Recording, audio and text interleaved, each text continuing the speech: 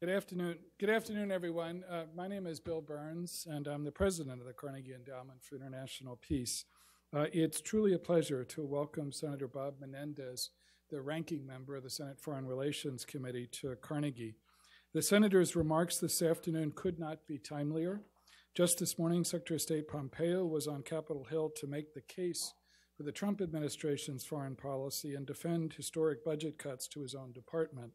Today's speech comes on the heels of a number of controversial policy announcements, from cutting off foreign assistance to 3 Central American states to formally recognizing Israel's annexation of the Golan Heights, to name just a couple. And it comes as the 2020 presidential primaries pick up steam, with at least 18 Democratic candidates competing over how best to renew America's democracy and our place in a changing world. For nearly 3 decades, Senator Menendez has been a leading voice on these issues, hard-nosed about our interests, confident about our values, and fiercely independent. That wasn't always terribly convenient to the White House or his own party, but he certainly earned my enduring respect and admiration, and his deeply informed efforts have enriched both our foreign policy and our democracy. Senator Menendez's voice is more important than ever today. Americans are coming to grips with the reality that we're no longer the only big kid on the geopolitical block, and they're asking lots of questions about whether and how America should lead in today's increasingly crowded, chaotic, and contested world.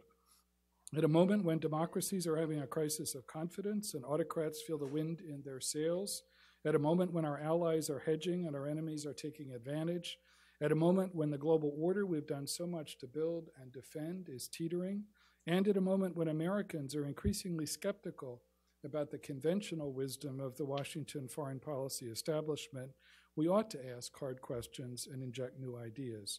That's precisely the role of institutions like Carnegie, and that's precisely what we try to do every day across our programs and across our global network.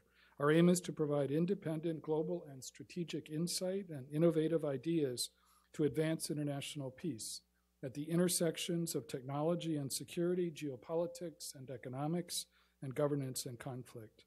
And our responsibility, it seems to me, is to use our platform to inject alternative perspectives and to debate them. That is precisely why, at this moment of testing for our country and our foreign policy, we are truly honored to welcome Senator Menendez to Carnegie. Please join me in giving a very warm welcome to Senator Bob Menendez.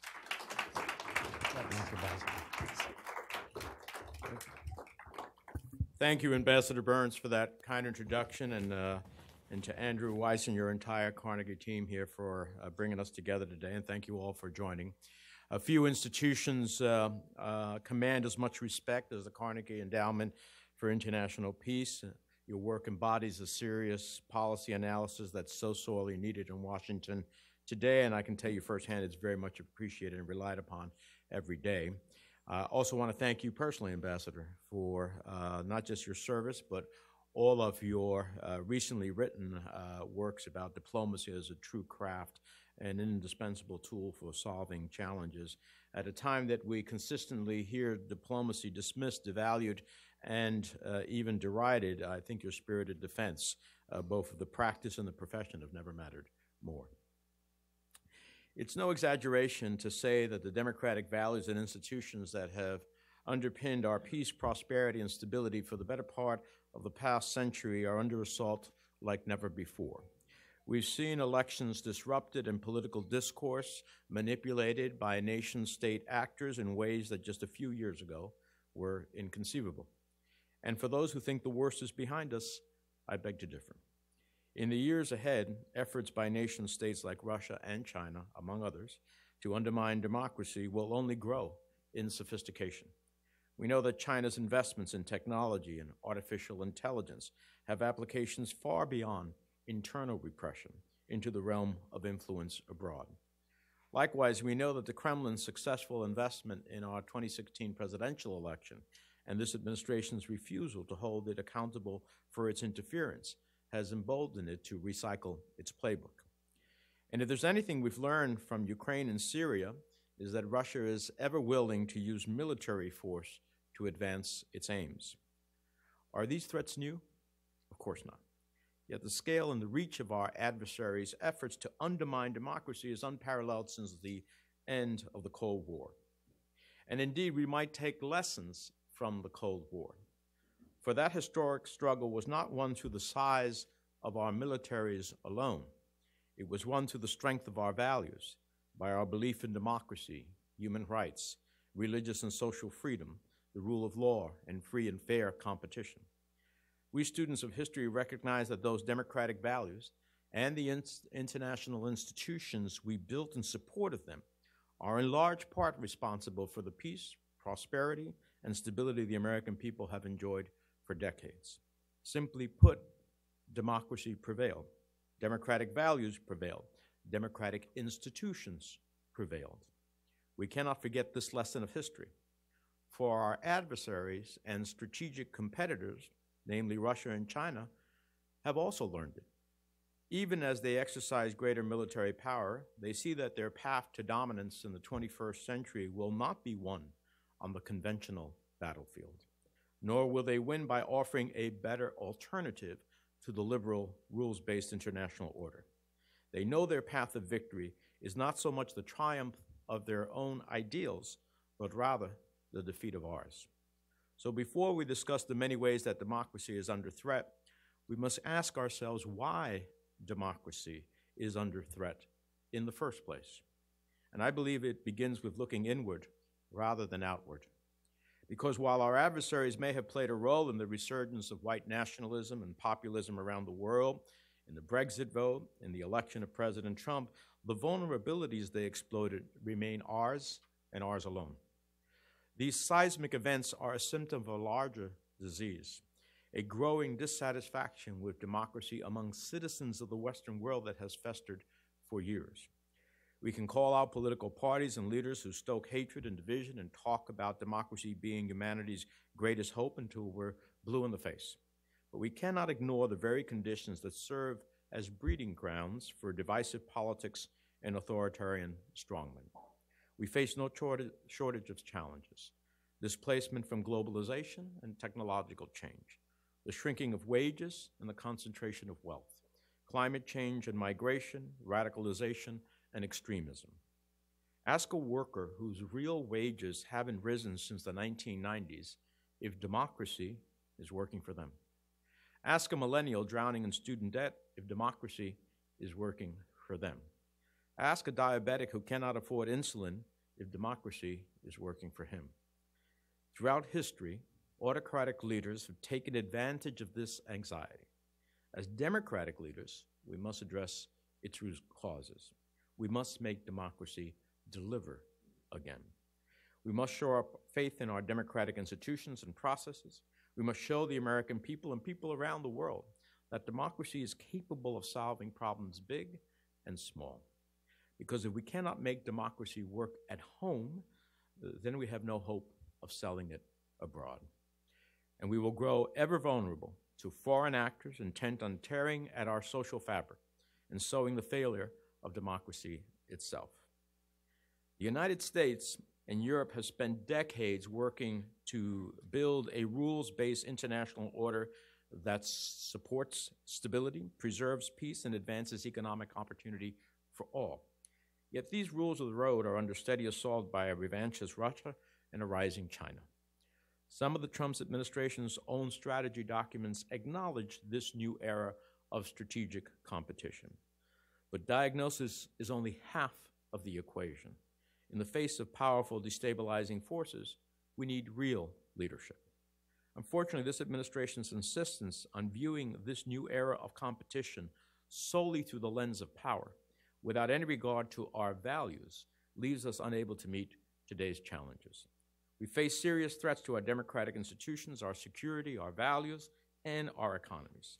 Only together will we overcome them, by renewing our alliances and leveraging every tool in our diplomatic arsenal to defend good governance and advance our ideals. We need our friends to work with us.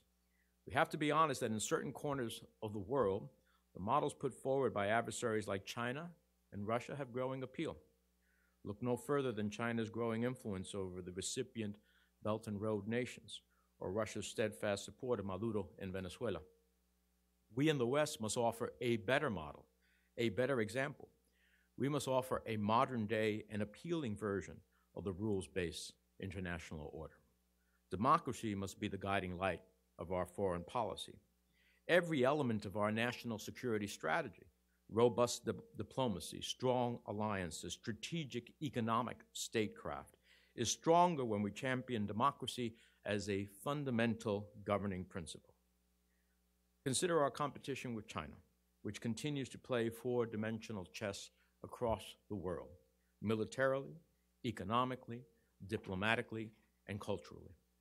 China's island-building campaign in the South China Sea threatens not just regional stability, but long-standing U.S. interests in the world's fastest-growing economic region. From the free flow of commerce to freedom of navigation to the resolution of disputes consistent with international law. Over the past decade, we've seen China bend the rules to suit its economic goals through the cyber-enabled theft of intellectual property rights, the manipulation of market access, the forced transfer of technology, the underwriting of state-owned enterprises, and so much more.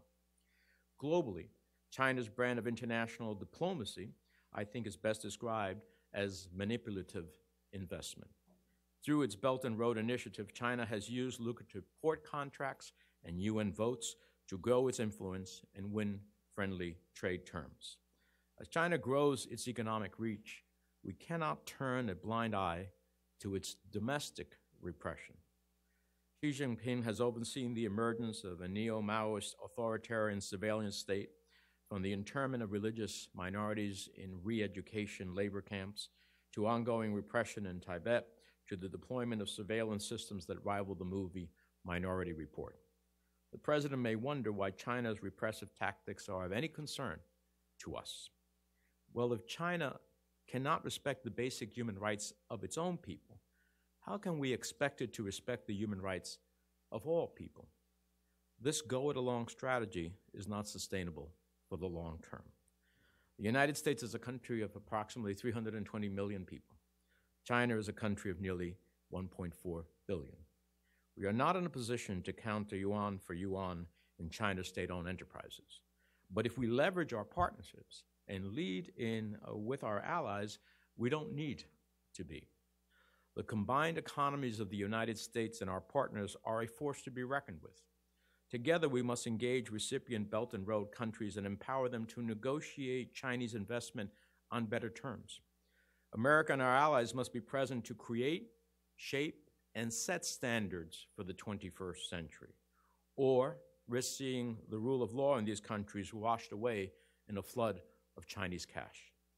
Revitalizing the rules-based order means setting strong environmental and labor standards. It means standing up for human rights. It means supporting institutions that arbitrate fairly and justly and offering technical assistance and diplomatic backing to those who need it. The longer this administration insists that the United States go it alone, the more time we give China to bend the global economy to its will and rewrite the rules of commerce in the 21st century in its repressive image. The EU, Canada, Japan, Australia, even India offer real prospects for partnership, but we spend too much time fighting over tariffs between us rather than working together to create, shape, and set standards that benefit all of us. Our best hope at establishing the rules of the road for the future of global commerce is to work together. For example, the entry of Huawei and other Chinese technologies in the European market is of growing concern because of national security questions. Adopting these technologies is akin to entering into a deal with the Chinese military as your partner, endangering Europe's telecoms infrastructure for years to come. But lecturing our allies about the dangers of relying on Chinese technology is no replacement for the development of viable 5G alternatives. Unfortunately, this administration's ability to appeal to our European friends on that basis is limited. In an environment poisoned by U.S. positions on the Paris climate deal, the JCPOA, and trade disputes, this debate on 5G may end up being a casualty of President Trump's America's Alone strategy. Likewise, the United States has to work with our allies to counter aggression by the Russian Federation. Putin wants nothing more than to see the transatlantic alliance crumble and the light of our democratic values die out. As we speak, the Kremlin is likely interfering in the second round of the Ukrainian presidential election. Meanwhile, Russia's malign influence operations could destabilize upcoming European Parliament elections in May. Whatever the conclusions of the full Mueller report may be, I hope the report gives us greater insight into why the Trump administration has yet to rally our allies against Russian aggression. The attack in the Kerch Strait was nearly 5 months ago, yet the international response was indisputably weak. 5 months later, 24 Ukrainian sailors remain in a Russian jail with no end in sight. It's unacceptable, and with no real multilateral strategy in place, we remain flat-footed while President Putin charges ahead. This is why last month, Senator Lindsey Graham and I introduced the Defending America's Security from Kremlin Aggression Act, or DASCA, to improve our ability to meet the Russian challenge. Our bill would invest in democratic institutions in countries most vulnerable to Kremlin aggression, increase transparency when it comes to beneficial ownership and money laundering in real estate deals. The bill increases sanctions pressure on Moscow for its aggression in Ukraine and its malicious influence campaigns, both by targeting the oligarchs complicit in the Kremlin's maligning actions, as well as Russia's energy and financial sectors. Now, I know there are different views among our allies as to whether increasing sanctions pressure is the right track, but let's remember the facts of this case. Russian violations of sovereignty and ongoing violence in eastern Ukraine, the use of chemical weapons in the United Kingdom, the assault on the 2016 United States elections, aggression abroad and repression at home, support for nationalist fringe movements abroad that sow division in democratic societies, active support for Bashar al-Assad's war crimes in Syria, the violations of international law on the high seas, and the list goes on and on. I believe Moscow will continue to push until it meets genuine resistance. Our sanctions thus far have failed to change Kremlin behavior because they have not succeeded in changing the Kremlin's calculus. That's why we're proposing a new office at the State Department focused on sanctions diplomacy, something that many European friends have asked us for over the past 2 years. We need to build an infrastructure for a better dialogue on these issues as we assert more effective pressure on the Kremlin. Countering Russia's malign influence also demands more resources. That's why we seek to bolster the State Department's Global Engagement Center, the NATO-EU Hybrid Center, and other non-governmental efforts in the U.S. and Europe. Likewise, we need to be more diplomatically present in the Balkans, the Caucasus, and Central Asia. Without American diplomats empowered to lead, more and more countries in these regions will succumb to the Russian model. The post-World War II international order will not stand on its own. Generation after generation must renew it and revitalize it.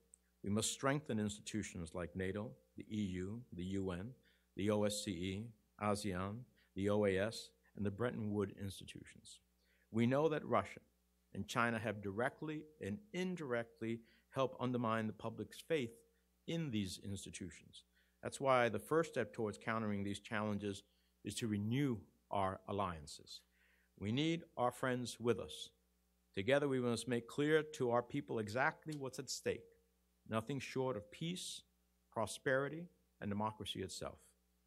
We've heard some in the administration use multilateralism as if it was a bad word, as if the multilateral institutions the United States and our partners spent over half a century building were not born of common values or shared challenges. I fear the dismissal of our alliances leaves America with a weaker hand. How much reputational damage have we suffered in pulling out of the Paris Climate Accord? How do we maintain our influence in the global economy after the Trump administration has announced U.S. withdrawal from 4 treaties since 2017? And despite positive messaging last week around the 70th anniversary of NATO, how can we restore our partners' trust that a United States under a President Trump will defend Article 5 unequivocally?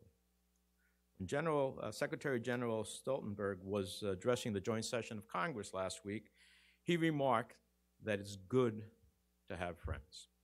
Indeed, it is good to have friends. In February, I visited NATO headquarters and saw the memorial to those who lost their lives on September 11th of 2001. It was a sober reminder that the only time that NATO's Article 5 has been invoked was for us. Our allies were there for us in a time of need, and there should be no question that we will be there for them. That's why our legislation also requires Senate consent for any effort by this or any other administration to remove us from NATO. Second, we need to invest in diplomacy to effectively promote American interests.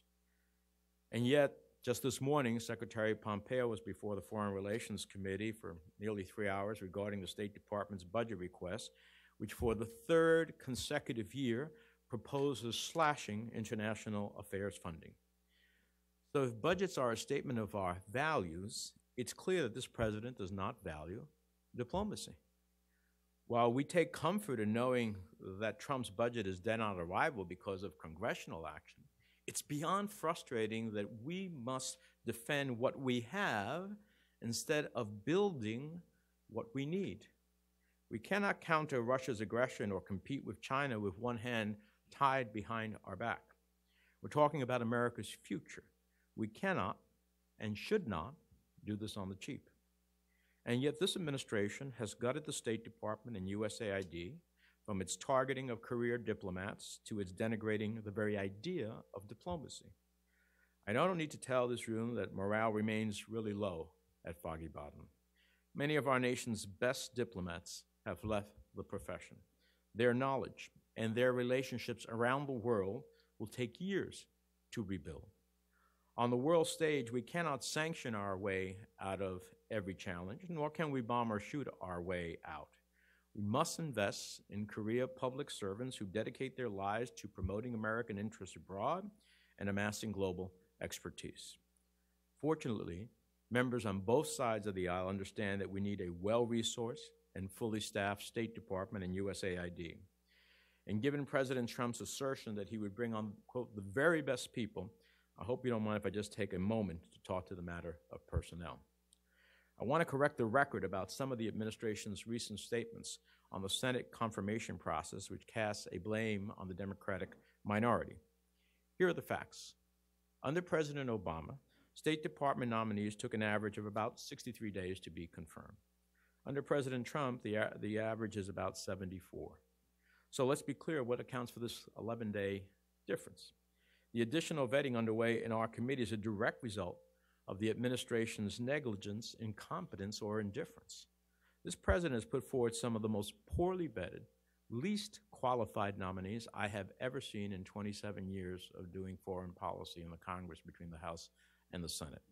To give you just a taste, our committee has received nominees who have had court-issued restraining orders against them, unreported lawsuits, issues of Me Too, and records of what I can only describe as an unsavory behavior. The bottom line is that we need a fully staffed State Department, but quality matters.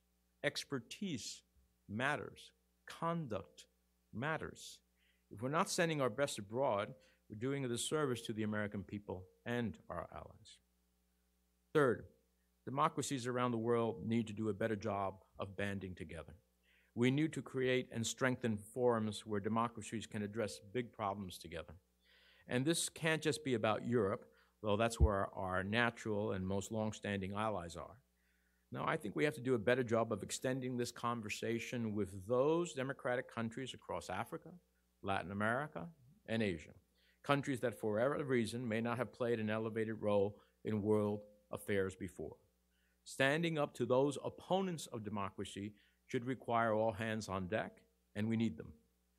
The Community of Democracies, a forum set up towards the end of the Clinton administration by Madeleine Albright, is an interesting model, and we must be open to other ideas as well.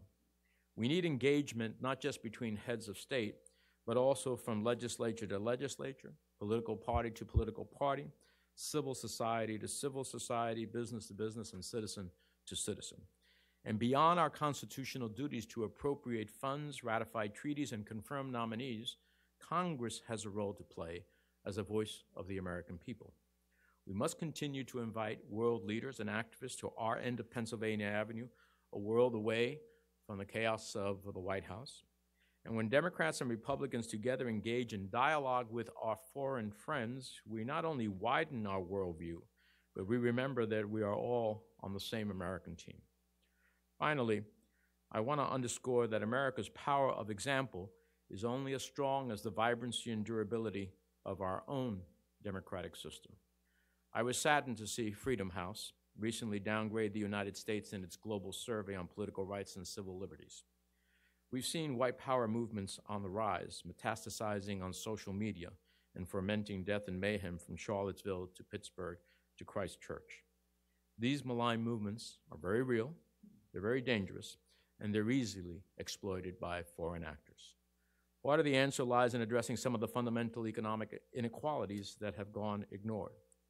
Part lies in our leaders rising above the politics of division and speaking out forcefully for our values. And part relies on implementing reforms to restore faith in our democracy. As I said before, we must make democracy deliver again. There are worthy reforms being proposed in Congress and by leading contenders for the White House. I, for one, am a co-sponsor of the For the People Act, which would dramatically reduce influence of special interests in our politics. We must rebuild democracy's brand. We must create a government that is more responsive to the needs of our people. We must be bold in our actions, whether it's defeating the opioid epidemic or combating climate change. To end on an optimistic note, I am encouraged that in the absence of a president willing to champion our greatest democratic values, we see democratic institutions and everyday citizens stepping up to fill the void. We see our courts reining in executive overreach. We see civil society groups playing the critical role of watchdog. We see a free press taking investigative journalism to a new level. And if our democracy is in the midst of a great test, the American people are refusing to fail. They're standing up for our values like never before. From the renewed activism of our citizens, to the record number of American women just elected to Congress, to the teenagers united in common cause to demand gun safety reforms. The American people continue to be the greatest ambassadors of our nation's character, reminding us of the sheer power of an informed democratic society living in freedom and without fear. We must vigorously champion our values and defend the democratic norms that have empowered the American people to bend the arc of history towards progress for the past 200 years. When we champion these values, they echo far beyond our borders. That is the story of our democracy. That is the power of our example. And in the absence of a president willing to champion our democratic values, that is why we, small d Democrats, still have a fighting chance. Thank you very much for joining us and for listening.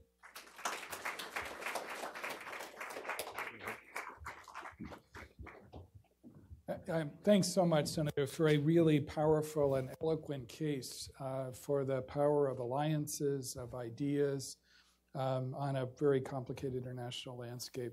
Senator Menendez has been called back to the Hill for a vote, and so we're only going to have time for a question or two at the outset. So let me start off by just picking up on one of the points you made early on in your remarks, Senator, about our own hemisphere, which you've devoted a lot of attention to over the years, and which doesn't always get the attention it deserves, administration to administration. How concerned are you by the recent decision to cut off assistance to 3 Central American states and the kind of general arc of our policy in the Western Hemisphere these days? Well, I think it's fundamentally,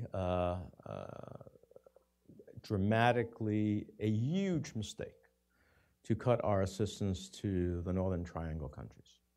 Vice President Pence was there only 6 months ago. He was extolling the virtues of trying to get to the root causes of why people flee in Central America. And so the efforts that we have in terms of institution building, rule of law, systems of justice, police reform, economic development, these are all the core elements that we need to stop the cause versus just treat the symptom. And I just think it is incredibly foolish. If the president wants to stop the migration, why do people leave Central America? They flee because it's either stay or die, or flee and have a chance at living. Or see, if I stay, I see my daughter raped, or I see my son forcibly put into a gang. If those are my challenges and my choices, I'm going to flee and take a shot. And so dealing with those issues are so critical, and I think it's so myopic and just part of the president's, visceral reactions that has no substance strategically or otherwise in terms of the ultimate goal. And in the broader hemisphere, we were on a march towards democracies and strengthening institutions. We are on a backslide in the hemisphere. Venezuela, of course, is the one that gets the most attention, but we see it as well in Nicaragua and other places. And we see we're under the guise of trying to change constitutions, so now you can elect yourself for ever, and that's happening not only in the hemisphere, many parts of the world. And so we need a more vigorous engagement in the hemisphere because it's in our own national interest, not just as a good neighbor, but whether it's flows of drugs, flows of people, economic opportunities, new markets to be had, this is a critical part of our national engagement. And there's one that's always taken a back seat, really, regardless of this administration or others. It hasn't been the forefront because other things have drawn our time and attention, obviously, but it's critical for us. And so I hope that I'm proud that we're working with Senator Rubio and others to try to invigorate our policy in the hemisphere. One last question, because I know you have to run. Looking across the Atlantic at transatlantic ties, which you also rightly highlighted, we seem to be having nervous breakdowns on both sides of the Atlantic right now with Brexit and lots of challenges to the European Union, as well as our own political predicament here too. I know we were both at the Munich Security Conference 5 or 6 weeks ago. How concerned are you that lots of our closest friends in Europe seem to see the growing fissures in the transatlantic relationship as structural? In other words, not just a function of President Trump, but they worry that the kind of broader American attitude toward Europe is beginning to fray a little bit too. Well, Ambassador, I think that the congressional delegation that was there was the largest ever in the Munich Security Conference history, which I think sent a very strong message. Goes to one of the points I made about that the Congress has a role as well in this context, and I think it provided a reassuring element to our European allies. But they're anxious, first of all, whatever institutional structural challenges there are exacerbated by the president's policies. They're exacerbated by language. Words, as you know as a diplomat, have consequences. They have meanings. People make calculations or make bad calculations based upon what they hear. And so that and your actions are incredibly important. So it's fine to ask our allies to pay more as part of NATO, as part of their obligations. No one disputes that. But how that is done, in what way it is done, and how you assure that Article 5 is a rock-solid compromise is incredibly important. How you look at institutions and build them, they were great institutions at the end of the war, and they have served us very well for the better parts of 3/4 of a century in peace, stability, and prosperity. But they have to be, revised for a new day. So NATO has now different challenges than it ever had. It has a revanchist Russia, but it also has cyber attacks as a possibility, irregular forces as a possibility. How do you deal with those issues? How do you deal with the incredible flow of refugees that has created a rise in Europe by certain elements of the far right as a result of the response to that? So if the World Bank was supposed to be our global development fund, is it structurally the way it needs to be the global development entity that can bring us together? Because we can, when we join Europe, the United States, and other countries, we can create a development counter to the Belt and Road Initiative in a way that follows rules-based orders, ensures the greatest use of the rule of law, the sanctity of contracts, the transparency of actions. So do we need a new global fund, or do we need to take the World Bank and reconfigure it? Do we need, for example, is there not a way to create an international consortium that creates the 5G technology that we need to compete against China with.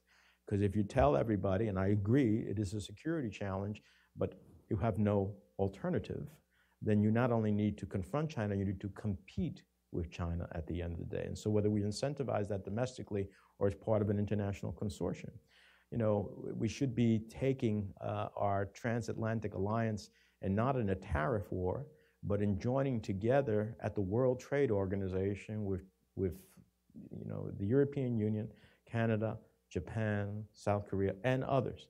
And China should be the outlier for its malign trade practices, its forced technology transfer, its violation of intellectual property rights. We were on the verge of doing that when the administration opted for a policy of tariffs versus on a multilateral effect of challenging China at the WTO. So some of these institutions, yes, need to be brought up so that we can meet our challenges into the 21st century. But some of it is that we need to just internationalize our efforts, and we find common ground. And we find common ground, generally speaking, with those countries that share our values. Those are the deepest, whether they share our values on democracy, whether they share our values on open economies, whether they share our values in general terms of the liberal order. And I think strengthening those so that they can deliver for people, both here at home and across the globe, is a critical way to forge our national security and our interests in the days ahead. Well, Senator, thanks so much again for the clarity and power of your remarks today, for reminding all of us of the hugely important role that you and the rest of the Congress can continue to play. And thank you all very much for coming. Please join me in thanking Senator. Thank you. Okay. Sorry I have to run.